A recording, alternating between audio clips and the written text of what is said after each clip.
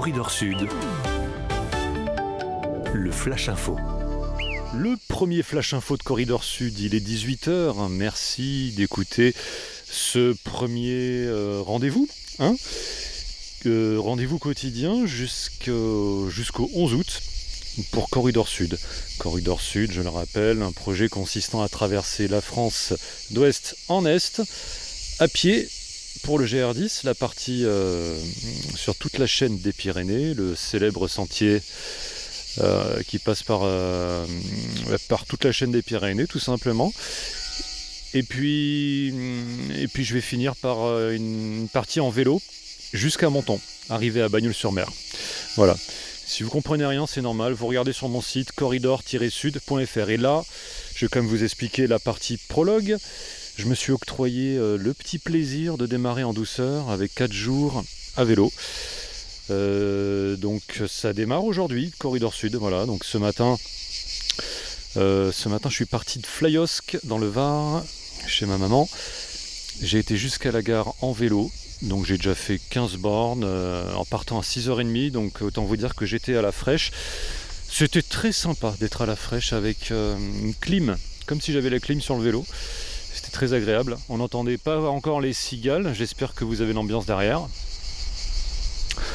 Et puis arrivé aux Arcs Draguignan, j'ai réussi à poser mon vélo dans le train sans le plier, parce que je rappelle que je roule en Brompton, vélo pliant, célèbre marque de vélo pliant londonienne, qui d'ailleurs, petite info, marque dont Decathlon a racheté une petite part. Voilà. Decathlon est rentré dans le capital de Brompton, donc Decathlon va commencer à vendre des Brompton dans quelques Decathlon. Ils vont faire des Brompton Corner. Voilà, ça c'est pour la petite info, parce qu'après tout c'est mon flash info, je choisis les infos que je vous balance tout simplement.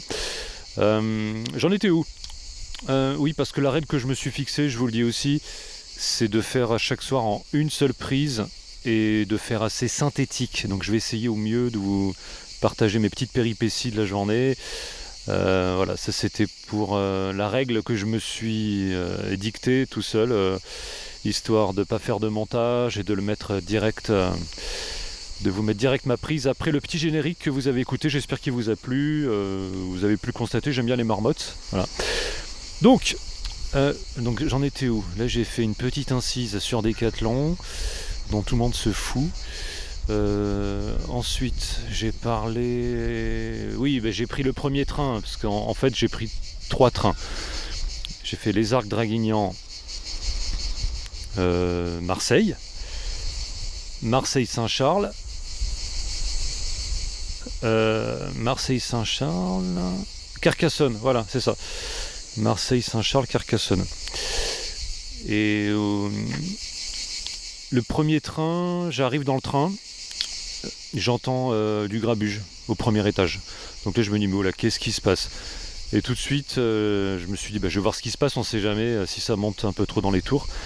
Et là je vois une contrôleuse qui commençait à se faire un petit peu houspiller par des gens dont elle était en train de contrôler les billets. Et là je me suis pas imposé, mais j'étais à côté d'elle et j'ai regardé les gens, j'assistais juste à la scène. Et ce qui est drôle, c'est que la jeune femme qui était en train de se faire contrôler, tout de suite elle s'est tournée vers moi avec ses billets, commençait à m'expliquer sa situation. Elle me dit, regardez, j'ai pris un billet, je pensais pas que c'était le bon. Moi j'essaye de comprendre ce qu'elle me dit, mais je lui dis, on laisse tomber. Il y a une petite voix qui me dit, laisse tomber, c'est trop compliqué sa situation en fait, juste. Et moi je me suis dit, non mais j'allais lui dire, mais en fait je m'en fous de votre histoire, moi je veux juste que ça parte pas trop dans les tours. Donc c'était un petit peu drôle. Et bon, le contrôleuse a réussi à reprendre un petit peu le contrôle, sans jeu de mots. Et je suis redescendu à ce moment-là. Je me suis dit, je vais pas passer la première heure du train à rester à gérer les conflits. Donc je suis redescendu tranquillement et le voyage s'est très bien passé. Et ce qui est drôle, c'est que la contrôleuse est redescendue à mon niveau, comme la jeune femme, et toutes les deux m'ont remercié. Merci au fait. Moi j'ai dit, j'ai pas fait grand-chose, quoi, mais très bien, bonne journée. Et elle m'a même pas contrôlé, du coup, c'est moi qui ai dû lui tendre mon flash code pour qu'elle puisse le biper, mais Du coup, elle était genre, bon, genre je vous contrôle pas, quoi, vu que vous étiez là à mes côtés. Voilà. Et puis le deuxième train, il y avait énormément de monde. Le deuxième train, c'était donc l'Intercité en partant de Marseille jusqu'à Carcassonne. Donc là, il y avait énormément de monde et le contrôleur me voit arriver avec mon vélo. Il me fait vous avez réservé pour le vélo? Et moi, j'ai dit non, j'ai pas eu l'occasion. J'ai pris le billet il y a quelques mois, mais j'ai pas vu la possibilité de faire ça avec le vélo. Il me dit, ça voulait dire qu'il y avait plus de place pour les vélos alors. Je suis d'accord, mais comment on fait? Donc il savait plus trop quoi me répondre. Je l'avais un petit peu pris au dépourvu et je lui ai dit non, mais c'est bon, vous inquiétez pas. Je lui ai dit, il est pliant. Donc là, l'utilité d'un vélo pliant en intermodalité et en itinérance, c'est qu'on peut le plier et le mettre dans un coin. Je lui ai dit non, mais c'est bon, vous inquiétez pas, monsieur, je le plie, je le mets dans un coin.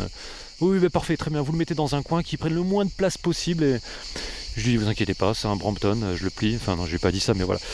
Et donc j'arrive dans le train, là où on rentre par la plateforme sur le côté, j'ai pu le plier, je l'ai attaché et puis j'ai fait un petit trajet assez agréable. Il y avait la clim, c'était agréable. Aussitôt arrivé à Carcassonne, déjà je me rappelle un petit peu de cette ville, j'y étais il y a très longtemps. Et je me pose un petit peu sur la place, je prends le temps de prendre un petit plat chaud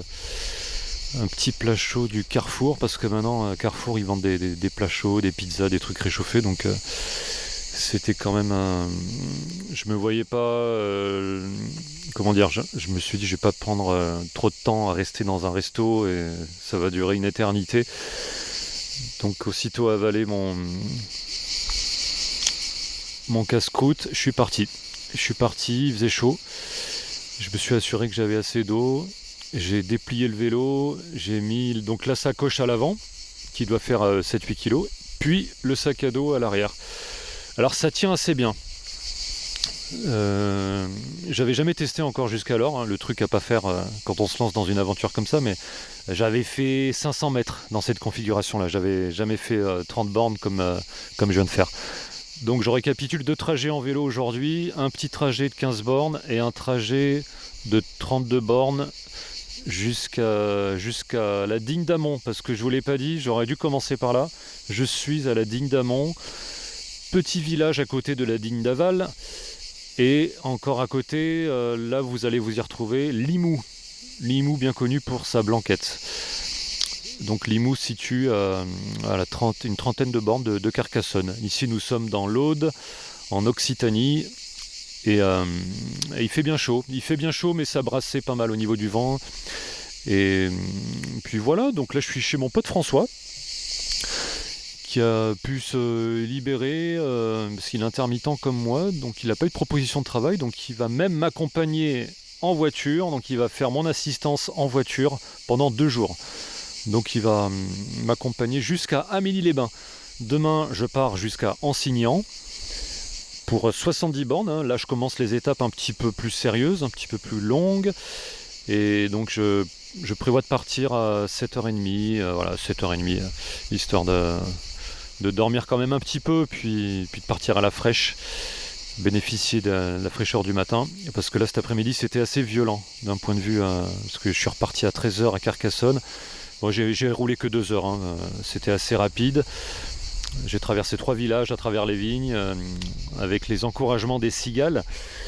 Mais c'est vrai que demain, grosse étape, grosse étape, oui, une étape conséquente où va pas falloir partir trop tard dans la matinée. Donc je vous donne rendez-vous demain soir. Je serai dans un gîte.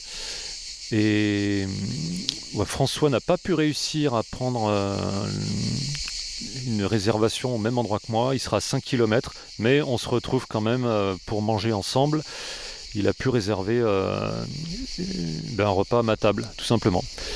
Voilà, donc j'ai hâte de vous retrouver demain et vous raconter les péripéties de la journée. Aujourd'hui, forcément au niveau physique je suis frais, parce que c'est la première journée, j'ai pas fait grand chose ce mois-ci. Un peu à cause de la canicule, un peu parce que j'avais pas trop envie d'en faire, tout simplement. Je voulais partir frais et avoir l'envie aussi de retrouver ces efforts répétés. puisque dans 6 jours, c'est ça, jeudi prochain, ouais, je démarre ma première étape du GR10. Donc le vélo, ça va faire une petite mise en jambe, ce sera parfait. Voilà. Écoutez, je vous libère. Je vous libère, fin de l'écoute. Merci d'avoir écouté le premier épisode. Je vais essayer de m'améliorer, parce que là, j'ai pu un petit peu trop développer certaines choses. Et j'essaierai d'être peut-être plus synthétique. Je sais même pas combien j'ai fait au niveau minutes, là. Moi, je dirais sur 3 minutes à peu près. Voilà. Je vous laisse avec les cigales en fond, et je vous souhaite une bonne soirée. Et puis, à demain.